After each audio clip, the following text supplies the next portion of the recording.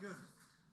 We're here, and a few people are still wandering in, but that's not a problem. Thank you very much for coming back after the break. I'm JP de Vries, Director, my God, what is my title? Director Emeritus and Distinguished Advisor. Please cheer. Whoa. You know, I had to wait so long to get a title like that. It's great.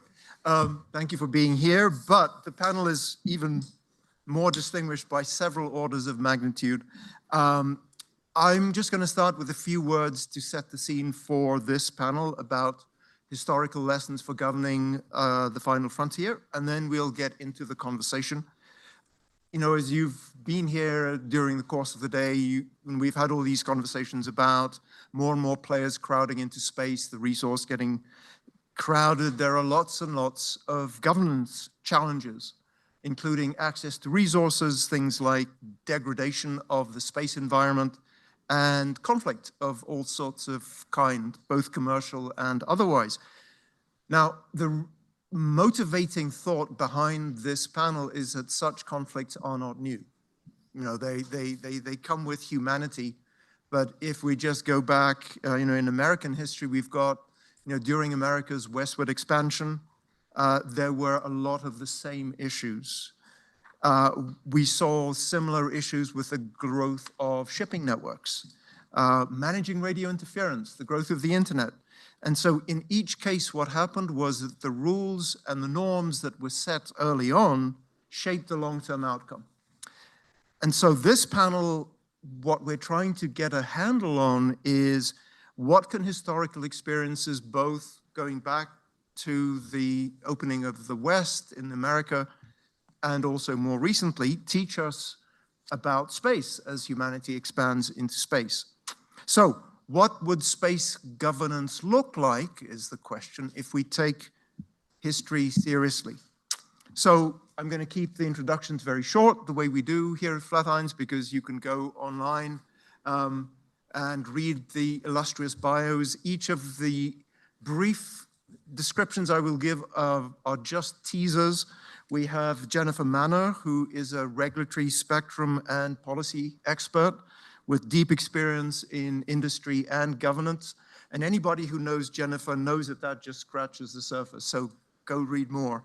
Same for Carolyn. She's a distinguished, or this distinguished chief spectrum economist at the MITRE Corporation. Suraj Jog is a technologist and senior research scientist at Microsoft Research. And last but not least, by any means, Patricia Nelson Limerick, professor of history of the American West, and also director of the Applied History Initiative here at CU Boulder. So I'll tee up each of the panelists with a question and we'll get into a discussion. The panelists will respond to each other. We'll just see where the conversation goes. I'll ask folks to join in from the audience, depending on time. I will impose the wiser rule, but it'll be the original wiser rule, which is not that students get the option to ask the first question. Students are required to ask the first question. And if there aren't volunteers, I will volunteer somebody, or I will ask faculty to volunteer somebody. And the last thing, and I will remind folks again when we start, please, when you ask a question, identify yourself by name and affiliation. Even if you've done so earlier today, please do it again because somebody might be watching this online for the first time and it's helpful for them to know where your questions are coming from.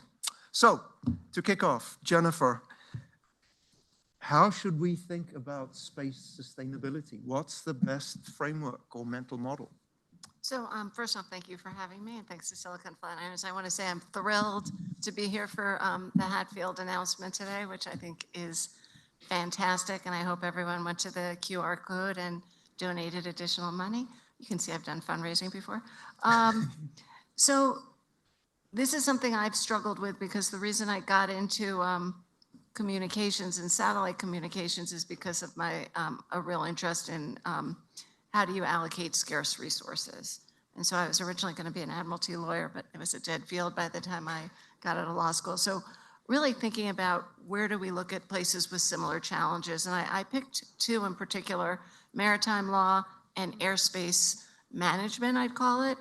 And if you look at the law of the sea, it was established to have international agreements for a number of things, to prevent overfishing, to prevent pollution, to prevent territorial disputes. And what that's resulted in is largely, not perfect, I can find lots of instances where it's not perfect, but orderly, sustainable use of ocean resources, understanding there's a shared responsibility and a need for international cooperation.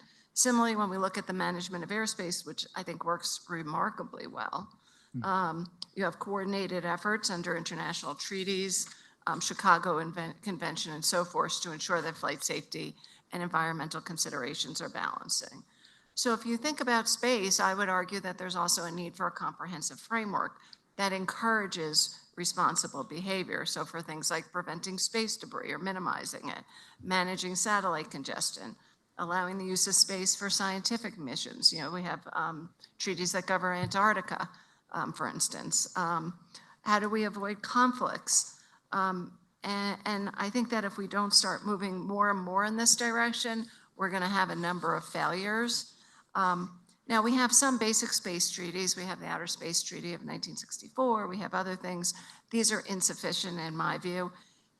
You can't rely on what's there. It wasn't built for the same thing. And I was having, and I'm looking for Jillian, I was talking to someone last night who actually brought up an interesting, she's in the back, an interesting point that the treaties, the outer space treaties and so forth were done really before humans were going into space. So there's also that consideration. So I'd argue that even more importantly than treaties or rules or something is that you've got to have best practices and they have to be technology neutral. I think the one thing we've learned through other things, whether it's the ITU radio regulations, whether it's the law of the seas, is that we need to have evolution in technology, and especially in this day and age, it's so fast. But these best practices have to be developed and they have to be implemented. So we can think about things that are designing satellites that are more durable, capable of deorbiting safely, minimum debris, clear guidelines for responsible satellite deployment and operation. Transparency, I think, is critical, and collaboration, and that's one of the areas that I think we've had a lot of problems with. But sharing data about space traffic and risks. And then some are, some of these are not just important for safety, they're important for economic reasons, they're important for long-term viability of space and socioeconomic development of countries. We need to really make sure that space-based operators and governments and companies, academics, anyone in space has the mindset to be a steward of the environment. And I was going to give you an example. I'm at a company called AST in Science, or AST Space Mobile. You may have heard us. We're building very large antennas, 24 meters, so the size of tennis courts. And one of the things I learned the moment I walked in the door was that my CEO cared about this, and he made sure that the satellites that we're putting up are fully demisable. So they'll go through the atmosphere and they'll burn up. We can argue whether there's atmospheric issues and so forth, but part of good stewardship, another thing was they went forward and did a very early agreement for the company with the National Science Foundation. I think Ashley's in the room. So, going forward and taking that mindset as a company that not only do I want to make money, but I want to make sure that what's in the long term is good for everyone. So you'll see this, and I can name other companies who've done similar. And so you've really got to have this joint stewardship no matter what. Even if you can't get together and do treaties, and I've heard arguments, can you do a new treaty? Some people say yes, some people say no, it's the times. But I think at a minimum, getting those best practices, working in areas and groups like the ITU, where there is work being done on a space sustainability handbook. UN COPUOS, which is talking about these very same. Acronym? Oh, Committee on Peaceful Uses of Outer Space. Jody's shaking her head, so I know I got it right. And groups like this where you can work together. So even where there's not treaties, working together, making sure, trade associations are focused on it, and bring it as far forward as you can. And then companies and governments also working responsibly because governments still put a fair amount in space. So thank you. Fantastic. I have lots of follow-up questions I'd like to ask, and I'm sure you do too, but we'll get to that. So turning to Carolyn, actually, it occurs to me that homework should be ask your friendly AI to come up with a punchline. A lawyer, an economist, a scientist, and historian walk into a bar. Carolyn, our economist. So, you know, when I think about the economics, there are just so many questions that come up, and, you know, but the immediate one is, so people talk about a scarce resource, as Jennifer did. Do you think about space that way? And if so, what's scarce? Sure, yeah. I mean, economics, I think, is vitally important to our society and to technology and to law. And allocation of scarce resources is, you know, economics at its core. It's not necessarily about, it's not just making money, it's how to pay for things, how to prioritize. So in space, I mean, we've got orbital slots that are scarce. There's only so many of them, some are better than others, and so how do we allocate that as a scarce resource? Is it first come, first serve, which is often done? Is there some sort of equitable access? Should it be done, who's gonna pay the most, or which one has the most economic benefit, which is calculable but difficult to calculate, as Jennifer Warren was talking about in the last panel. So how best to allocate these scarce resources? Also in space, electromagnetic spectrum is a scarce resource in terms of bands that are available and that are effective, and where the physics lines up with the needs of space, with the attenuation in space, more objects in space, more wireless communications, so requiring more spectrum, so we've got interference. So how best also to allocate use of spectrum and access to spectrum. Also, we have asteroids and natural resources, and again, how, you know, how to split that up, or how is it extraction?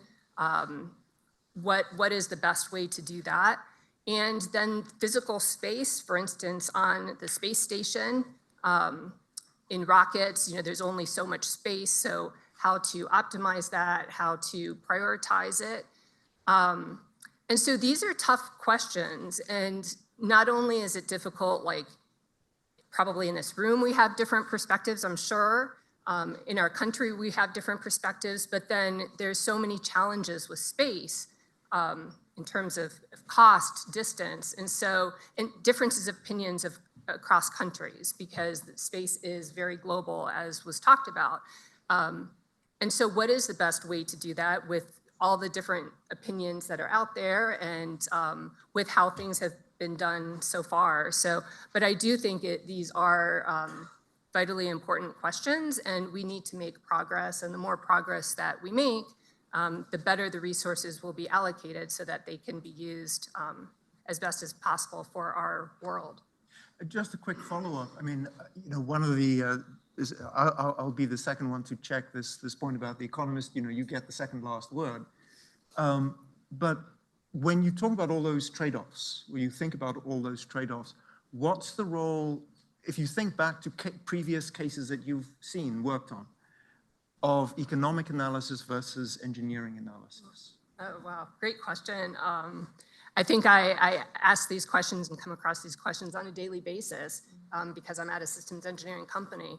And so, I mean, technologies, I mean, that's how you need the technology for innovation, to build the science. I mean, that's where, that's how you innovate, but it's expensive. And so you can't do it without prioritizing and coming up with a way, you know, how is it those costs can be paid for, over what period of time, and how to prioritize it over other trade-offs, other needs that are also important, and what's more important, maybe what's kind of the low-hanging fruit, what can be done, you know, what doesn't cost much money. But yeah, these are essential questions. and where decisions are made all the time, are they the best decisions? Probably not all the time, maybe, but I think in the moment, people do try to make the best decision for each specific case. Great, thank you. So turning to Suraj, I mean, Suraj, you actually have a very interesting background because you're out there innovating, creating new solutions. And one of the things I know you've worked on is using unlicensed spectrum for IoT satellites, which is not something we've heard about much yet today. So, when you think about that and using opportunistic unlicensed spectrum for satellite services, and, when you think back of other things that you hear people talk about, like CBRS and TV white space, how do you think it compares? What's different? What's the same? Right. So, the need for spectrum is always increasing, is a constant statement you keep hearing when you do wireless research. And so, given the limitation of spectrum and the fact that so much of it is already licensed out and very little remains unlicensed, there have been multiple efforts recently where they talk about, hey, this spectrum is technically licensed, but it is vacant for most of the time or for a significant portion of the time in certain areas. So can you have a scheme where you can dynamically access these portions of the spectrum while it's not being used by the incumbent users? I think there was some mention of this in the earlier panels today as well. The first effort that I remember happening in this space was something called the TV white spaces, which actually I think came out from my group, but back when I was in the 5th grade. So I had nothing to do with it then. But the idea is that, in these rural areas, you have this TV broadcast spectrum that pretty much remains vacant. So the idea was, can you identify gaps in the spectrum, which they called white spaces, and opportunistically transmit on the spectrum with the condition that incumbent users are not affected. So whoever paid for the spectrum, still we meet the SLA guarantees as prescribed. This kind of did not really take off. I mean, we used it a lot for one of our projects that was agriculture based, where digital agriculture, we could aggregate sensor data to the farmers. But beyond this, it didn't really take off. And I think one of the primary challenges there was the lack of unified or consistent spectrum across just this country, just the US, right? The TV spectrum goes from like around UHF and VHF.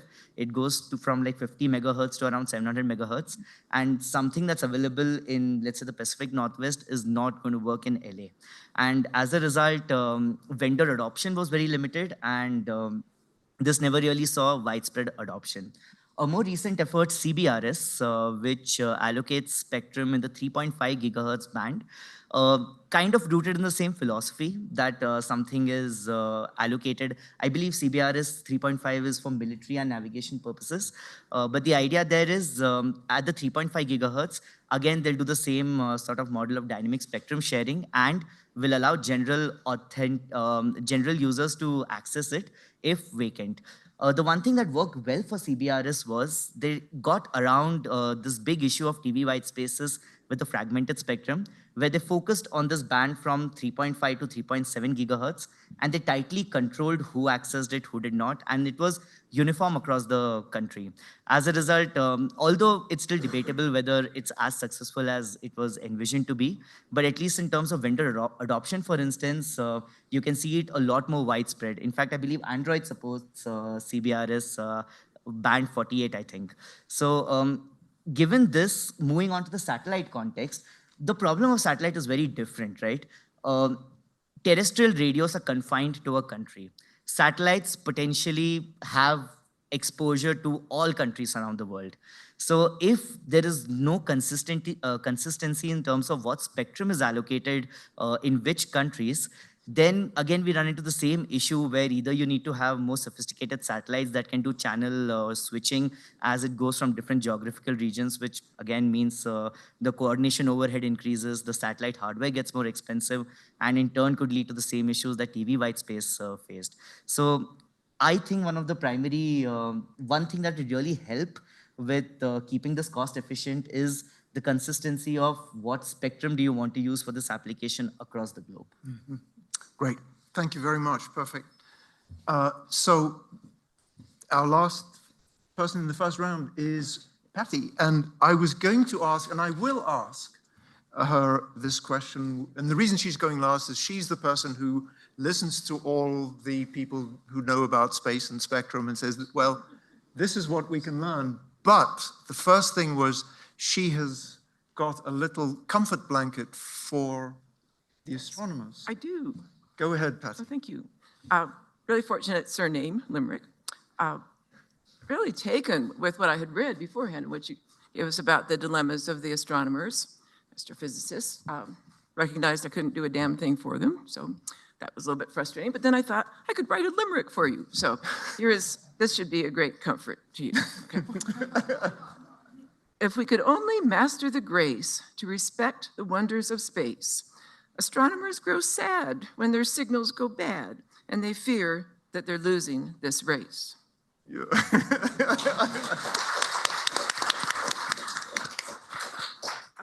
Then there are two other limericks, but we'll hold those for a moment. So humorously, as if I ever did anything else, I guess, but I was here 2 weeks ago for the conference on the crisis of the Colorado River. You want to talk about scarcity? Scarce resources? We should have had you there, Carolyn, because good Lord, what questions and choices about scarcity. So I feel like in some ways I was kind of training for that. And that really makes the point here about how comparing, so I'm perfectly at peace with this, Jennifer, you scooped me. I was going to say, maritime history, terrestrial and maritime relations, terrestrial and space. Boy, is that waiting to freshen our minds and make us think. And then you got there first. So it's in my notes here, but I just think that is a wonderful way to get ideas that have become predictable for us and familiar to freshen them up by thinking, well, then let's just think about where those two forms of really a basic arrangement of matter, where they intersect. And why don't we think, for instance, about the Northern Cheyenne people who innovated tremendously by making a case that succeeded in the courts that their reservation extended into the air, that the airshed was part of their reservation. So my goodness, there's just so many ways to say we really get our minds moving when we move our attention from one zone to another. So it seems to me interesting that I was here for the struggle with scarcity, the others. And then it seems to me very interesting that everyone has used, not everyone, half of everyone, which is painful to think about, but half of the crowd has used the word frontier, and it is everywhere in our titles. Our session is referred to as frontier. So that's pretty funny because in 1986, the Payne Commission, the report of the National Commission on Space came out, and you'll notice it's kind of a lurid cover. You can see that. All you're supposed to see is the pink and purple and so on.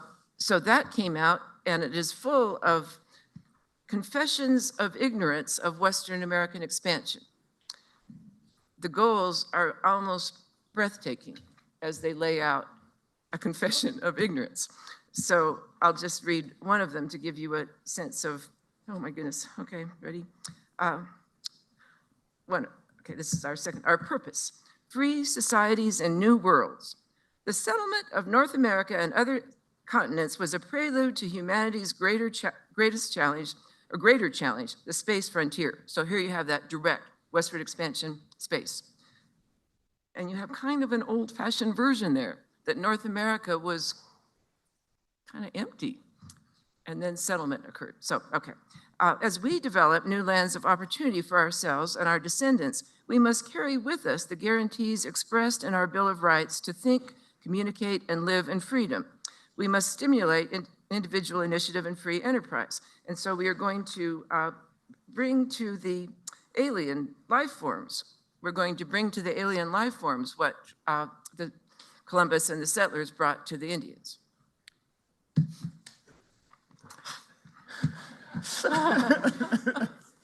Well, how quickly can we warn the Navajo? I mean, it's really just, it's beyond understanding how this could have happened. I don't need to read any more of it, but it did stir me up, and it did make me think. It was kind of interesting that the pages seem to have been torn from the book, and I did not do that on purpose. So, and I didn't do it at all. But anyway, this was my chance to say, here is an enterprise that is not, that's using the language, frontier, Wild West, using that all the time, and showing not the slightest curiosity about what they're referring to.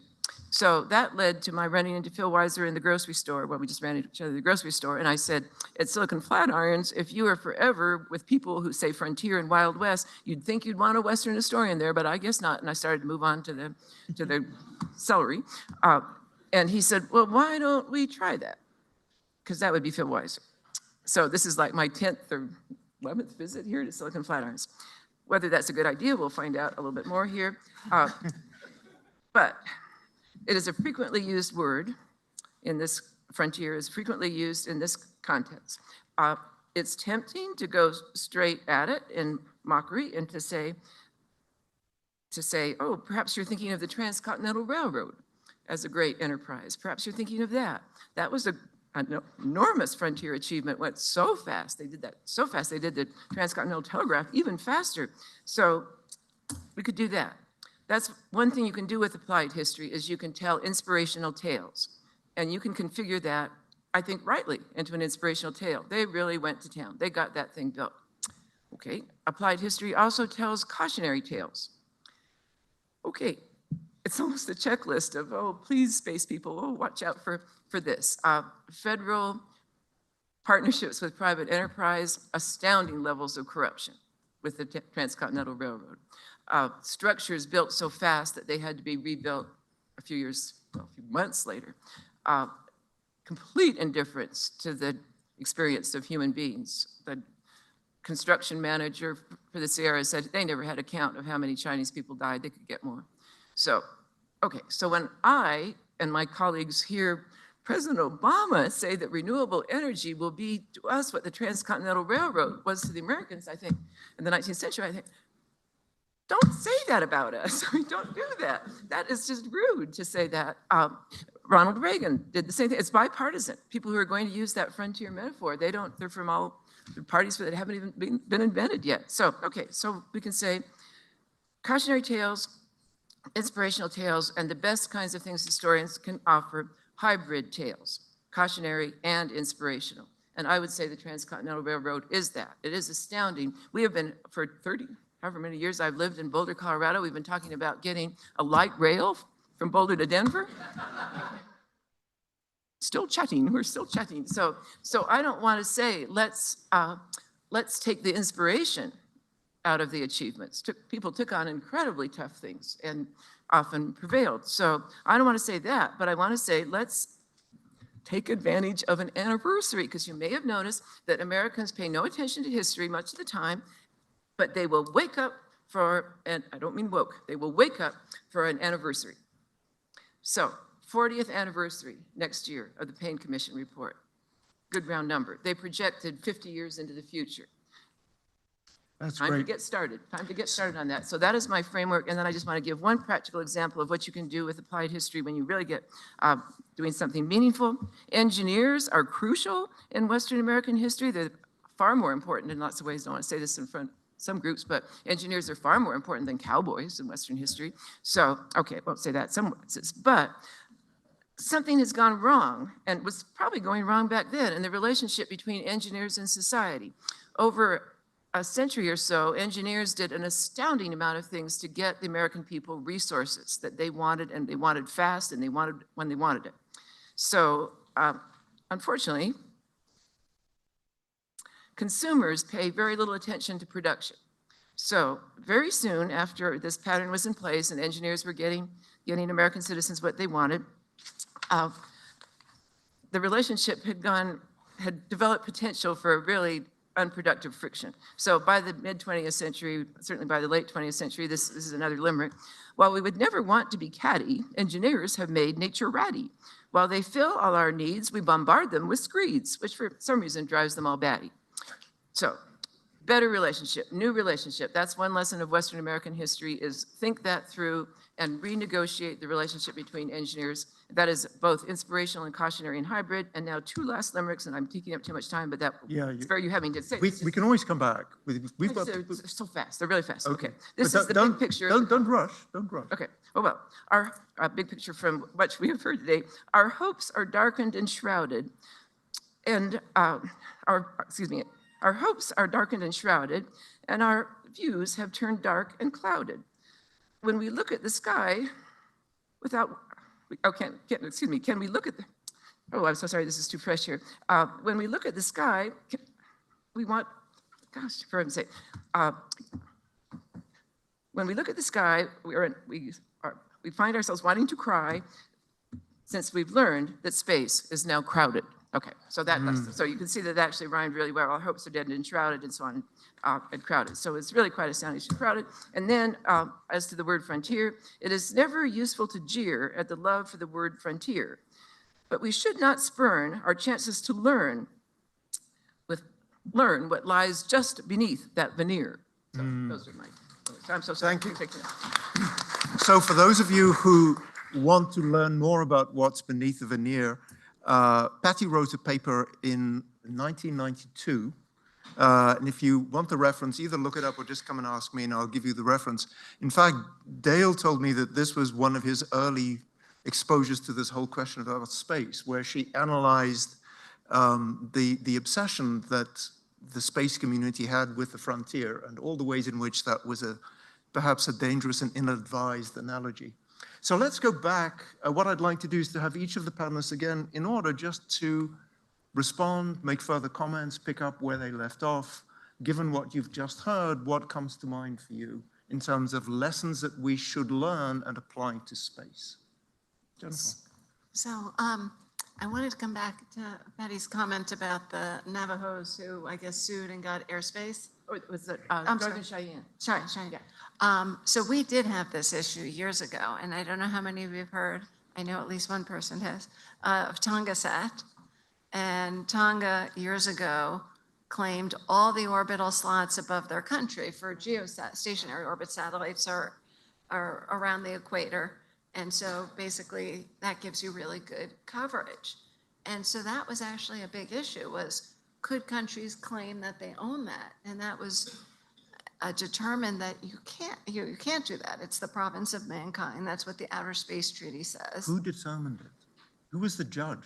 There is no judge. It was ultimately, that I can think of, I'm looking at Jody, there's no judge. Do you remember? It was kind of, the rest of the world, it probably went to the RRB. Everybody else just laughed? Well, it just became a point. I mean, they literally said, we control it. And basically the ITU, which manages the resource, took the position that, no, you don't. And, and there's enough, so the way, let me back up. And I think this is really important.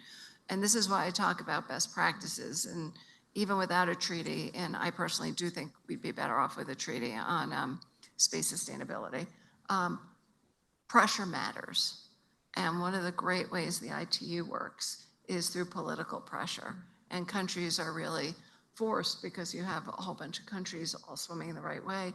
If you have someone who's going against you, you're going to end up with interference. And so the whole purpose of the ITU was formed, actually, one of the reasons was after the Titanic.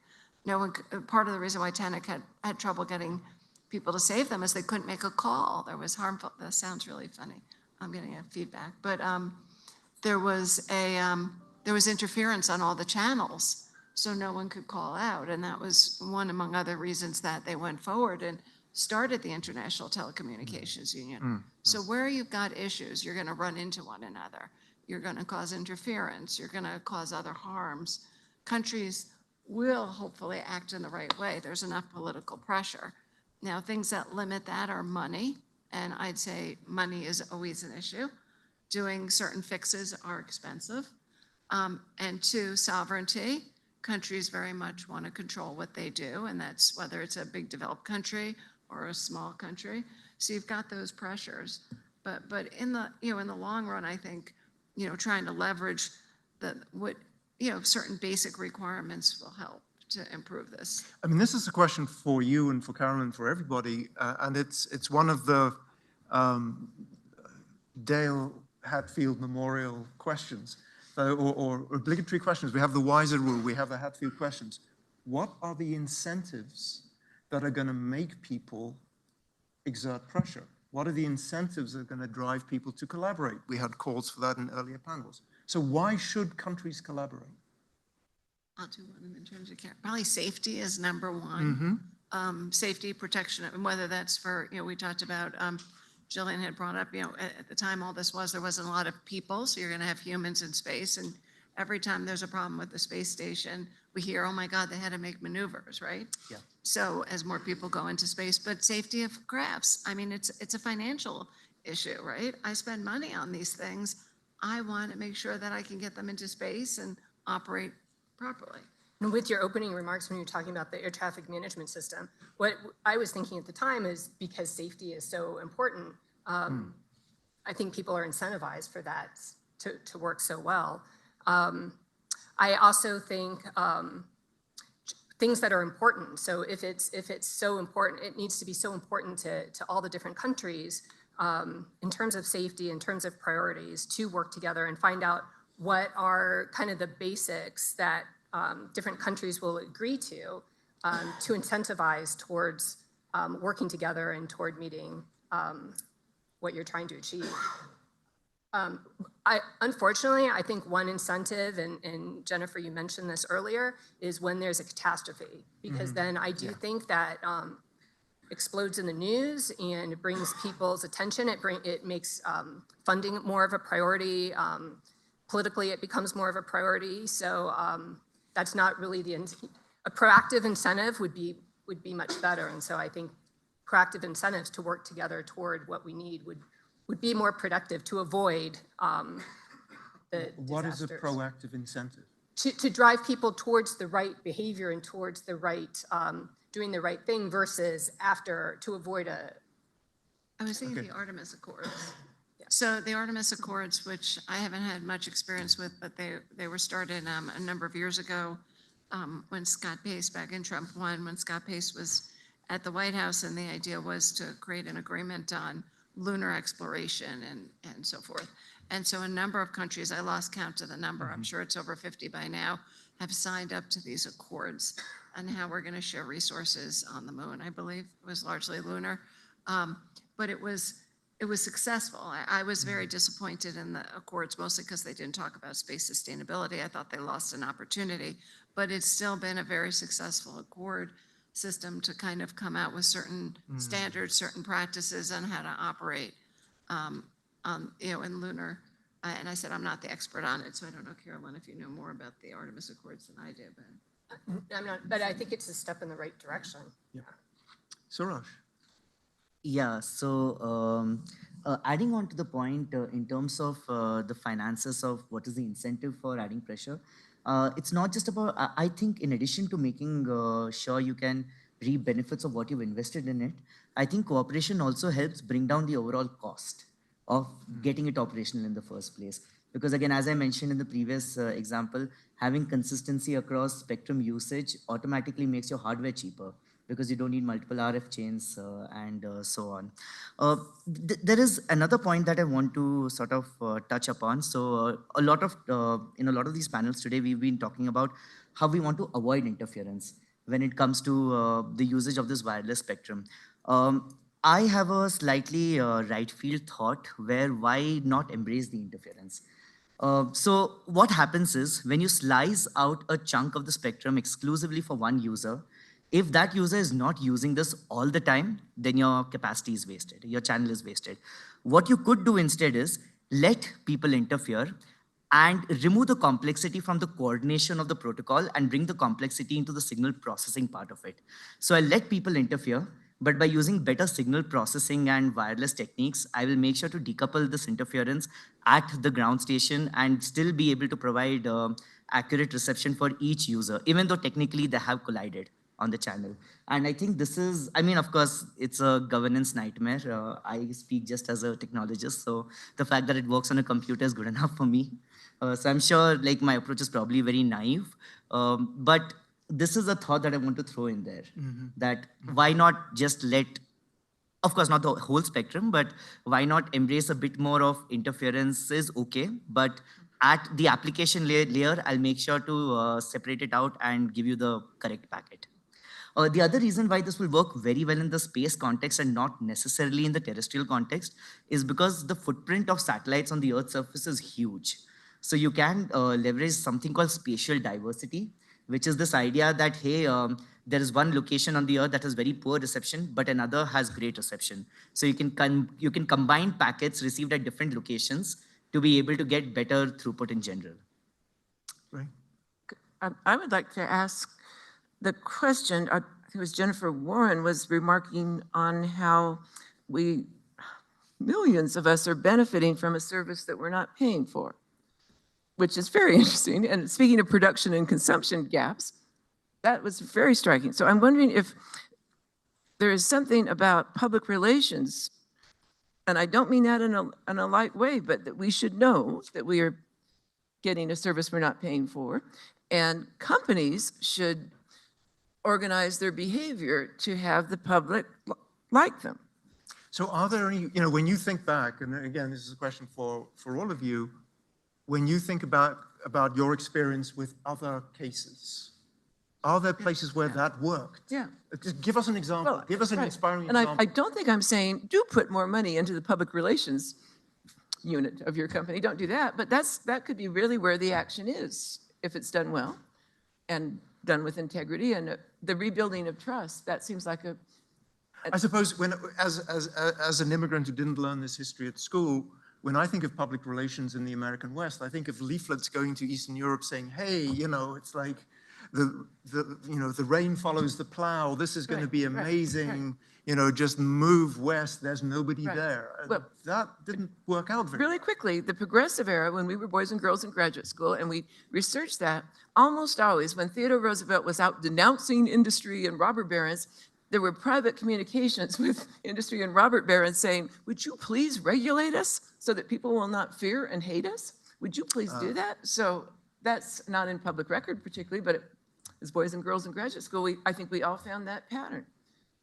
So we did, the space industry did do some, has done things. There's, it's SS, the Society of Satellite Professionals has put out a day in the life of satellite, a day in the life without satellite. Yes. I mean, so there are things, it's just at the end of the day, this isn't, unless there was a huge groundswell of support and what Jennifer, my fellow Jennifer, you can never have too many Jennifers, was talking about was GPS, right? Which we all benefit from. Every single person here has GPS chips on them today, but most people don't think about it, right? But it's how do you get the decision makers, you know, at the countries and at the companies to care? And that's a harder thing to do. And, you know, I think it's one of the issues that the space industry has had throughout my career is you don't see it, so you don't think about it, right? And I think someone said earlier, no one thinks about spectrum, right? No one thinks about space, so you're getting service from space. You know, maybe you think about it for 5 seconds at some point in your lifetime, but most people aren't. So, but I'm not sure that would that would change things because it's just not enough focus. But certainly there's been attempts, and mind you, not terribly successful attempts. I mean, one of the things, and I think this is something you mentioned at one point, Patty, you know, this question of regulate me, please, where you have a bunch of players and, you know, in space where there are lots of sovereigns, there's no arbiter. Why would people come to agreements? And I think one example that you mentioned was mining claims, so tell the story of mining claims. Thank you. Fortunately, I have not written a limerick that I'll stumble over, so I can just do that. So, okay, so when miners went to California, there was nothing in legal authority there. There were no treaties giving them access. The soldiers, there was military there, but the soldiers mostly deserted and went to the mines, so it was very disordered. So if you wanted to see things go really poorly in terms of people wanting a resource and piling onto it, this would be the place. But pretty soon, it became clear that you really did not have a resource if you didn't get that resource respected. So if you made a claim and there was no order, then your claim was gone. As soon as you took a nap, your claim was gone. So what do? You have to say to the people around you who are your rivals, who you would so prefer to outperform in riches, you have to say, could we kind of get a system here? If I don't steal your claim, could we have a peace? Well, and it comes in, people come together. They don't do it one-on-one. They come together and say, this can't go on this way. We're all losers. So let's, and there's been some romanticizing of that was some inherent Anglo-Saxon trait to say, we've got a problem and we must find a way to be in solidarity. That's nonsense. That's just people trying to say, if I don't pay attention to what you're doing and respect that, I lose everything I was trying to get to. So that's probably the best example, but I could, well, there are others of just there's a reason to confine my ambition a bit, not surrender it. But if I want that ambition to deliver, I had better get some pals working with me. And so that's when a lot of what I hear here, I think, you know, at some point, maybe they're not going out for dinner enough. Maybe it's. Well, that's what occurred to me. I mean, you know, you folks who are going to the World Radio Conference and all these kinds of things, it seems like where people know each other and trust each other enough, stuff like this can be resolved. Do we need new venues? Do we need to send people to certain existing venues more often? Are there cases in history where venues have gone bad? Sure. Go ahead, Yeah, Carolyn. I mean, good questions, like the in-person dialogue and knowing someone versus, you know, something that's not personal at all. And kind of how, you know, our negotiations, I assume they are better when they're in person and when you know the other person and you have empathy and you can share, you know, it's not just the information, but kind of backgrounds, why different perspectives are important and come up with a better solution overall. Mm-hmm. But I would argue maybe we have the wrong venues. Ah, So the ITU's jurisdiction, and people can argue whether it is my view, it's more constrained. It's not focused on space sustainability. Our sector's focused on spectrum and orbits and managing it for communications. This is a much bigger issue. We're talking about space generally, whether it's interplanetary, whether it's mining on the moon, whether it's ISAMs we talked about earlier, you know, whatever it is. And that group, I think the ITU has been very successful, but because it also includes industry, non-government actors quite openly, not in decision-making roles, but in participation, active participation, and has governments. Then you have the COPUOS, the Committee on Peaceful Uses of Outer Space, which is largely limited to governments. It's a very different agency. It doesn't have treaty-making authority. There's limited participation by private sector or non-commercial, non-government members. And also, you know, while it has a bigger jurisdiction, so right now you don't really have, and I don't see much will on the part of governments to extend that. Remember, space is a very important area. Everyone wants to be first in space. Since the time of space travel being created, whatever, when Sputnik, before Sputnik was, everyone wants to be first. And every government you hear speak about it, whether it's Africa or whatever, they want their own piece of it. So you've got that to work about. So I don't see the political will to solve that problem. So, you know, having the people at the ITU talk about space sustainability, in my view, is really nice and it's interesting, but we're probably not the right people. We're not the people who are dealing with the day-to-day issues. And COPUOS, you know, it's a better forum, but they don't have the right people, enough of the right people, and they don't have any ability to take decisions. So, but I don't see the political will for anything more at this point, for better or worse. I mean, it seems like something is needed more, you know, probably more in the existing forums, maybe an additional framework or getting, like you said, the right people involved and having things be done at the pace that's needed because, you know, interest in space is not slowing down. So this is definitely something that's needed. And I think the multidisciplinary skills, people need to come together and make progress. I mean, this is clearly, this area is becoming more and more commercial. And actually, I'm trying to ask two questions at once. One of them is, you know, every time you say Admiralty lawyer, my eyes light up because it just sounds so cool. But I imagine that the UN Convention on the Law of the Sea was, you know, and actually earlier laws of the sea, it was contested. There were people who had commercial rights. And so my question, and again, maybe in the American West or other experiences you've had, Suraj, where it's not the governments and the states that get together, but it's actually the commercial interests that get together and say, hey, we're not going to make as much money as we would otherwise.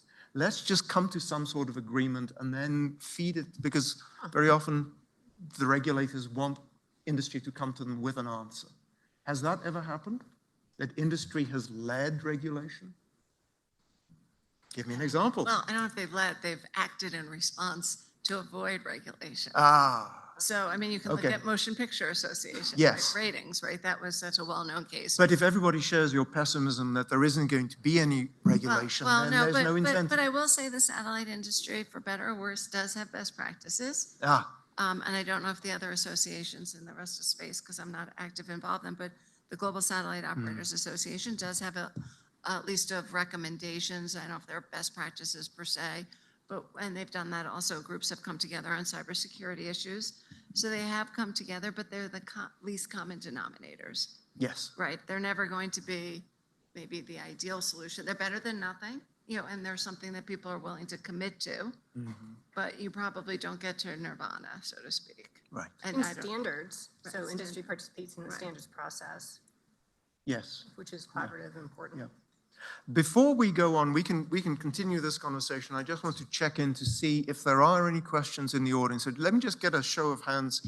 How many questions we have? Good, we've got a couple of questions and we have a student question. So let's start with Andreas. And please introduce yourself by name and affiliation, and off you go. Hi, my name's Andreas Wilwerding. I'm a senior in aerospace engineering here at CU. I was wondering if there are any economic incentives that are in place in order to reward efficient spectrum usage or like clearing of spectrum bottlenecks, or if those just aren't there because using your spectrum allocation effectively is in itself an economic incentive. So, I mean, so secondary markets, auctions that have auction spectrum to commercial users and users. I mean, spectrum has a very, you know, it's very much regulated. There's regulatory aspects as well as the economic incentives, and so they both play together. I mean, cost drivers are certainly an incentive. The more efficiently you use the spectrum, the more you can use it for additional and other purposes. So there are economic incentives there, but it works in conjunction with the policy because it is so regulated. Satellite's a little different. And so we don't, for the most part, we don't have auctions. There's only been a couple times where satellite spectrum's been auctioned, and both of them have not been terribly successful. What does drive it is milestones. And the FCC has something called a bond requirement where you actually have to meet certain build-out requirements or you'll lose a multi-million-dollar bond. But even at the International Telecommunications Union and lots of the licenses of operators and service providers have milestone requirements. So for instance, when I put in an ITU filing, I have 7 years in which I have to use it. If I'm using certain very congested bands for NGSO broadband, I have additional milestones I have to meet. So there are milestones that require use of the spectrum. So maybe not perfect, but there is this idea that there should be, spectrum should be used, it should be put to use. And governments do occasionally look and, yeah, I mean, they're monitored, they're watched for what are people doing, so.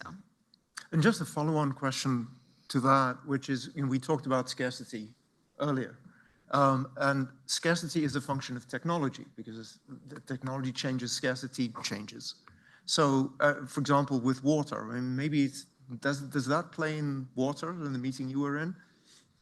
Are people able to use water more efficiently? Hydroponics, drips, they need less water, or? Right.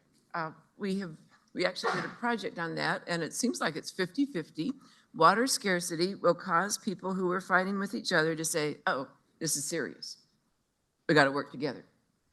There's a woman, Wendy Barnaby, was going to write a book about how water would be the next oil in international conflict. And then she went back to her publisher and she said, that's not working out because I am finding more international cooperation in water than I am finding fighting. And then the publisher said, well, the public's not going to be interested in that. I mean, who wants that? So I think there's a pattern. Well, it was about 50-50 when I had a bunch of scholars together. 50% of the time, people fight like fiends over a declining water resource. Mm-hmm. And 50% of the time, they say, we could fight over any number of other things, but we won't, we have to pull together on this. This is too important. So I guess it's good that it's mixed. Well, it also means presumably that we can't make a prediction about what's going to happen in space because it could go either way. You could flip a coin Great They could point. argue Yeah. or they could fight. Sorry, they If I could could agree go or they could fight. Back to the applied history gospel, the fundamental gospel. The fundamental premise is it doesn't have to be this way. The way we conduct ourselves now, that is not destiny. We were not fated to be this way. So the water thing is great because it shows, well, here's one group going this way, one group going that way. So I think applied history is an anti-inevitability delivery system. And we will slip into the inevitability if we don't watch ourselves. I did want to say, I forgot to mention, when I was talking about the engineers, I do have a solution to that. It's Limerick's laws for dinner parties, that you cannot have a dinner party. I'm not sure which regulatory body can enforce this, but you cannot have a dinner party until you've invited an engineer, because you need to have someone there who says, before we really get into conversation here, could I point out that the lights are on? And could I point out how that happened and where that resource came from, and the places that you might drive by and think, oh, what an ugly power plant polluting the world. You might want to think about that. So before, well, I guess like every 10 minutes in the dinner party, the engineer would say, oh, another thing about the transport of the food that came here, and probably, did you do carbon offset for the transportation? So just having the engineer there just to say, we have to invite him next time, I guess, is one thing that could happen with that. But just the bringing us to consciousness, because we are so thick-witted when it comes to where did we get, well, GPS is just a spectacular example of that. Very good. We had 2 questions, so now we've got 4. We'll go with the first 2. I think we had the first one there and then the second person behind. Go ahead, yes. The astrophysicist lady. Sorry, I forget. UVA, was it? I forget the... I love that you remember my profession, Kelsey Johnson, University of Virginia. I might want to maybe actually apologize for this question in advance, but I feel impelled to ask it. I'm mindful that we have at least one humanist in the room. I don't know if there are any others. I would love it if there were. I'm not sure we have any actual trained ethicists in the room, but I'm mindful that everything we're talking about impacts all of humanity, and I feel like those voices are really missing. And one of the ways that's impacted me is we've in at least 3 of the panels today, we've heard a version of, I'm a trained physicist, so physics gets the last word. I'm on board with that. But that economics gets the second to the last vote. And that's really hit me thinking about this, wearing also a humanist hat. I also have an appointment in religious studies. And I'm wondering if our panelists could speak to, in this hierarchy of things that have importance in decision making, if physics gets the last word, economics gets the second to the last word, where does ethics fall? And how do we think about that? And what have we learned from that historically? Because humans really have a pretty terrible history of putting ethics in advance of progress, or what we might call in air quotes progress. And I would love to know what you see as lessons learned and how we might think about that, just to open a genuine dialogue on this, because I think it's really important.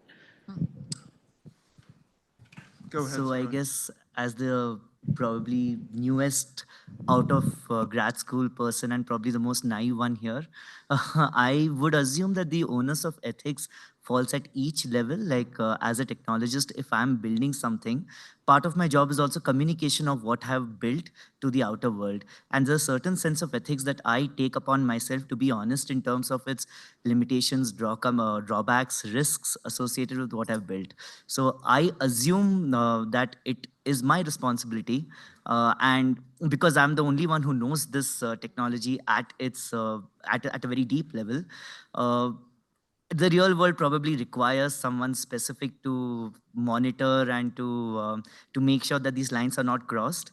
But I'd love to hear what the other panelists have to say on this.